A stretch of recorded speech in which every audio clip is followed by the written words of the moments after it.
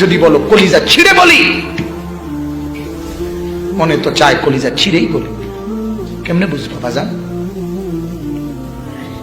আহারে, কুরআনুল কারীমের মধ্যে আছে জাহান্নামী জাহান্নামের আগুনে জ্বলতে জ্বলতে চিৎকার করে বলবে, আল্লাহ আর খুঁড়াইতেছি না মাওলা, এর চাইতে মৃত্যু দিয়ে দাও।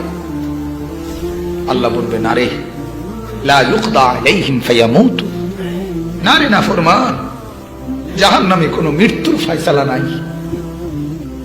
জীবিত থেকেই জাহান্নামের আগুন সহ্য করতে হবে।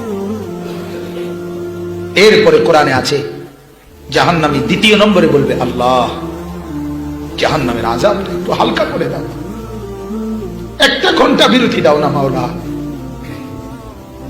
প্রতিদিন একটা ঘন্টা বিরতি দাও না মাওলা, মাসে নয়তো একটা দিন বিরতি দাও না।